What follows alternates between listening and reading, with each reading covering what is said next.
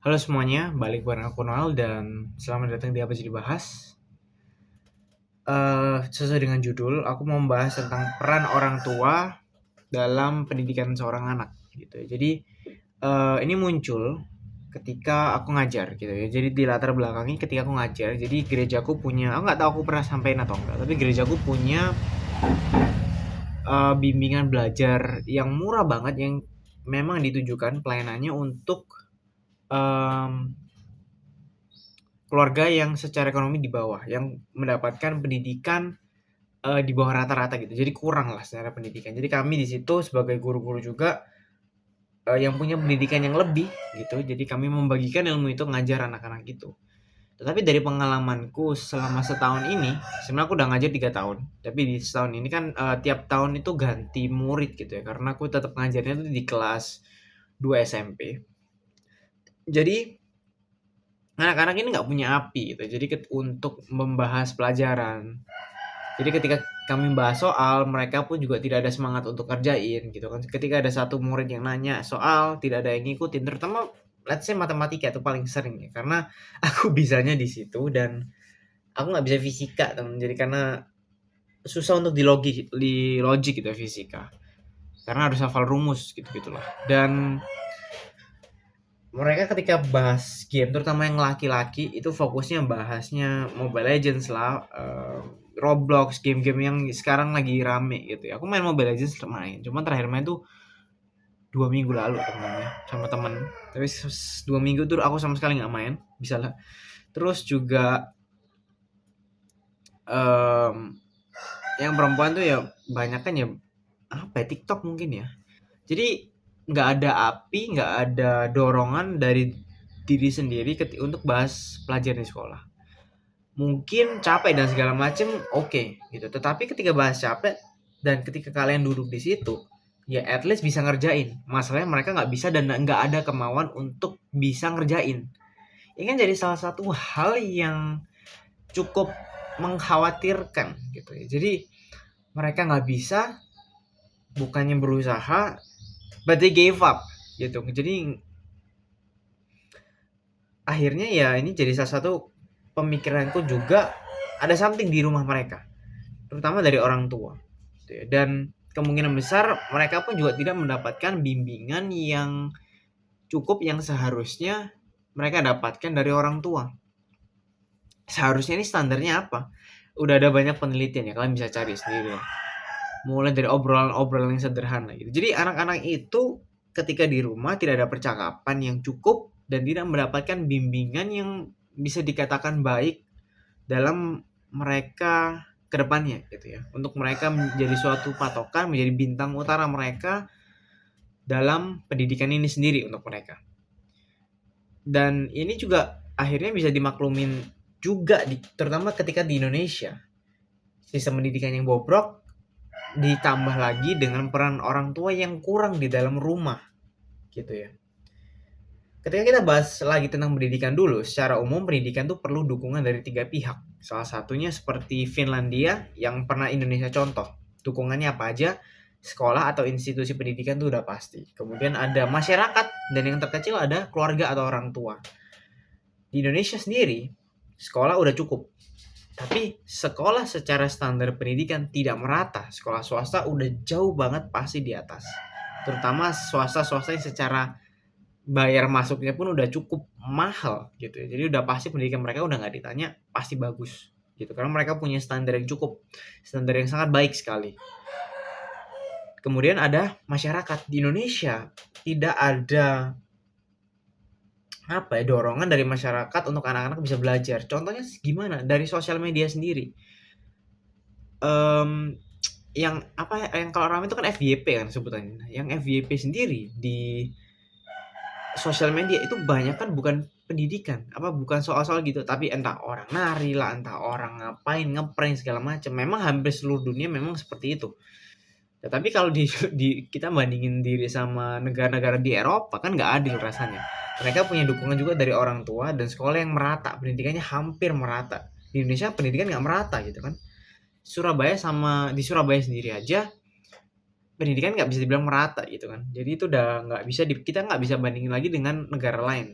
masalah sosial media ini, let's say. Yang pada akhirnya juga kalau kalian tahu pun tren-tren perpisahan yang sekarang lagi rame ya di tahun ini kemarin, di semester kemarin ini kan sekolah-sekolah tuh ada yang satu nari, 2 orang nari di depan, yang belakang tuh jadi background doang rame di belakang. Ini kan salah satu video perpisahan tertolol gitu. Mereka bayarnya rata tapi pentolannya di paling depan. Ini kan bodoh gitu kan. Aku seingat tuh nggak masuk video perpisahan waktu SMK juga sih. Jadi nggak masalah sih. Aku juga tidak terlalu mempedulikan itu. Tapi pada akhirnya ya mereka fokusnya bukan ke pendidikannya tapi perpisahannya. Aku pernah baca juga salah satunya itu pas ujian, anak-anak ini dari guru kelihatannya atau dari siapa. Anak-anak ini muridnya bukannya bahas untuk persiapan ujiannya, malah bahas nanti liburan kemana nih abis sekolah. Kan tolol gitu kan. Lu sekolah aja belum selesai bahas liburan kemana gitu kan. Jadi kayak apa ya? Akhirnya ya dengan tidak ada dukungan dari sekolah yang juga cukup baik, dukungan dari orang tua dan masyarakat, gimana anak-anak bisa berkembang dalam pendidikan gitu. Makanya kalau kita lihat ada duit, ya memang orang bisa berkembang. Nggak salah, kenapa? Orang yang berduit punya pendidikan yang bisa bilang dikatakan tinggi. Mereka tahu gimana cara untuk mendidik anak secara umum, secara bahkan sebenarnya mendidik anak tuh bahkan ada teorinya gitu kan. Ada salah satunya Montessori yang terkenal gitu. Dan ketika mereka tahu mereka mendidik anak, mereka juga memilih sekolah yang baik untuk anak mereka. Mereka lihat kurikulumnya dan segala macamnya yang akhirnya bisa mendukung perkembangan anak mereka. Gak cuma itu, di rumah bisa aja orang tua pun juga mendukung gitu. Jadi ini memang jadi salah satu masalah juga di kalangan yang menengah ke bawah. Dan standarnya apa juga nih? Kalangan ke bawah ya secara ekonomi yang pasti kalangan ini tuh fokusnya bukan pendidikan dulu, tetapi orang tua fokusnya adalah memenuhi kebutuhan pokok seorang anaknya. Untuk anak mereka gitu. Jadi kebutuhan pokoknya apa ya, bisa makan, punya pakaian, selesai. Sekolah itu bukan nomor satu. Karena secara ekonomi ya mereka harus membagikan mana yang lebih utama. Dan masuk akal manusia akan lebih fokus untuk bertahan hidup. Jadi makan menjadi pilihan yang rasional gitu ya. Tetapi dengan ini orang tua yang di kalangan itu nggak memahamin pendidikan anak itu sebenarnya juga penting. Dan masuk akal ke yang aku jelasin sebelumnya, fokusnya mereka ketika kerja untuk memenuhi kebutuhan pokok itu. Dan karena dana juga yang terbatas, mereka tidak ada pikiran yang lebih untuk bisa memberikan pendidikan yang lebih untuk anak mereka. Karena pendidikan itu mahal, teman-teman. Pendidikan itu mahal. Dan di Indonesia sendiri banyak guru-guru pun sebenarnya juga tidak dihargain kan. Padahal pendidikan itu mahal, kuliah itu kan juga butuh duit, nggak murah juga. Jadi ini jadi suatu hal yang cukup sulit gitu ya, karena dukungan dari negara nggak ada, dukungan dari orang tua pun juga nggak ada gitu. Jadi apa ya, akan sangat sulit memang untuk berkembang, tapi sulit bukan berarti mustahil gitu kan. Dan aku berani untuk ngomong ini, bukan aku juga orang yang sok tahu tentang kalangan menengah ke bawah. Aku pernah tinggal di antara mereka, aku tahu cara berpikir mereka itu seperti apa. Aku kenal juga dengan beberapa orang di kalangan tersebut. Jadi bukannya, sekali lagi, bukan aku sok tahu, tapi aku peka dan bisa memahami mereka gitu. Dan apa ya, juga ketika bahas pendidikan, orang tua sendiri nggak cuman memang menengah ke bawah. Secara umum juga banyak sekali orang tua yang mikir ketika anak-anak itu sudah di sekolah, sudah pulang, sudah diikutin les, itu cukup. Nggak bisa disalahkan, tapi nggak bisa dibenarkan juga. Yang akhirnya ketika anak itu udah di rumah, ya orang tua biarin. Main game, main itu kan, main apa, ngapain, dia bebas scrolling. Jadi nggak ada pengawasan yang lebih, nggak ada obrolan juga yang terbangun di dalam rumah antara orang tua dengan anak. Jadi ya orang tua mikir kayak ya kasih istirahat lah, udah sekolah dan segala macem. Ya bener, tetapi yang aku mau bahas di sini adalah percakapan dengan orang tua dengan anak itu jadi suatu hal yang sangat-sangat penting sebenarnya dalam perkembangan anak. Jadi apa ya, percakapan seperti misalkan hari ini belajar apa, itu jadi suatu hal yang kelihatan sepele, tapi sebenarnya itu hal yang cukup besar. Itu yang pertama akan merangsang anak untuk dia bisa rewind hari ini belajar apa. Kemudian dia akan bisa belajar untuk berbicara, berkomunikasi, mengkomunikasikan apa yang ada di kepala ke orang tuanya. dan dia akan bisa merecall apa istilahnya, memanggil ulang ataupun mengingat ulang apa yang udah dipelajari selama seharian. Dan akhirnya yang penting adalah adanya hubungan atau relasi yang lebih dekat antara orang tua dengan anak. Ini terjadi buat aku sendiri. Mamaku single mother, jadi aku tumbuh besar dengan mama gitu. Papa memang ada gitu, cuman kan pisah dan tidak tinggal serumah gitulah. Dan di situ setiap aku pulang sekolah, ya mamaku sesimpel nanyain gitu, belajar apa? Dari ketika mamaku kerja dan pulangnya sore malam, jadi di situ baru kita sempat ngobrol singkat gitu. Hari ini belajar apa yang dipelajarin. Jadi setiap makan pun kami nggak fokus ke gadget masing-masing, tapi ya fokus untuk ngobrol di situ. Orang bilang makan itu nggak boleh ngomong, ya bener, kalau di dalam ada mulut abisin dulu, telan dulu baru ngomong, kan gitu logiknya itu gitu. Dan ini salah satu juga yang cukup concerning karena aku juga punya teman SMP waktu aku main ke rumahnya, dia bawa handphone pas makan. Di situ nggak ada obrolan, jadi aku main ke rumahnya itu kita kayak fokus di handphone masing-masing, aku kayak diem.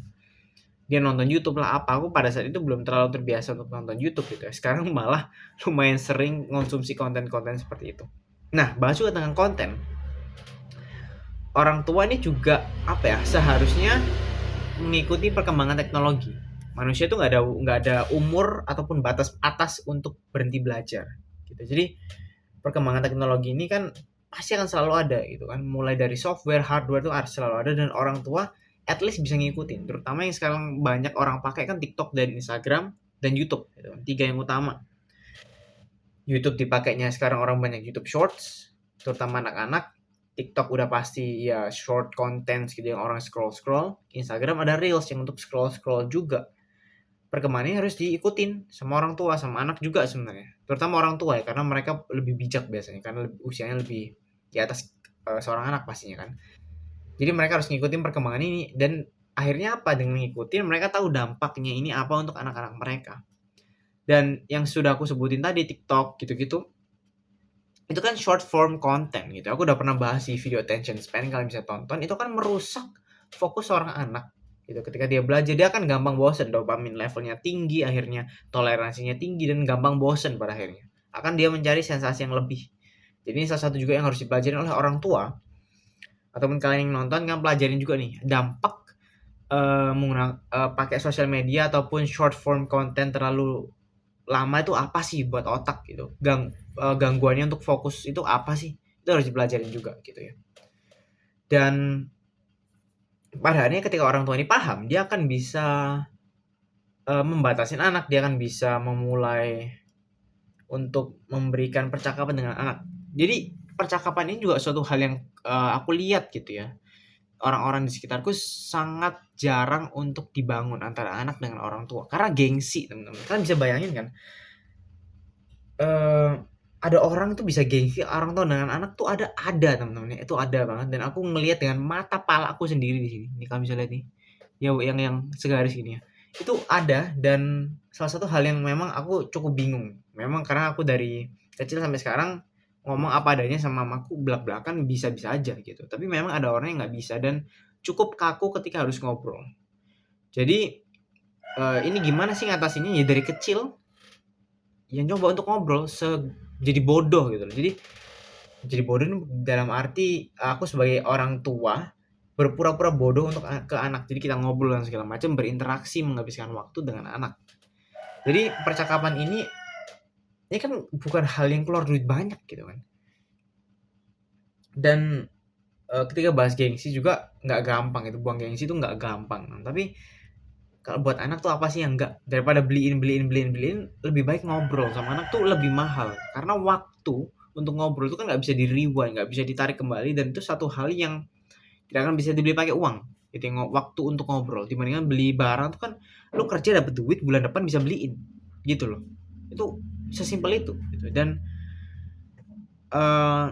dampaknya yang udah aku sebutin sebelumnya itu akan merangsang anak belajar untuk ngobrol dan segala macam. Itu akan sangat-sangat membantu seorang anak untuk dia akhirnya bisa belajar untuk ngobrol lah. Dan juga ketika bahas pendidikan, anak-anak juga akan bisa belajar untuk memprioritaskan mana yang lebih penting dalam hidupnya, main game kah, dia belajar kah, dan segala macamnya.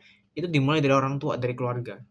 Tapi dengan catatan juga sebenarnya video harusnya di awal ya, disclaimer-nya video ini fokusnya untuk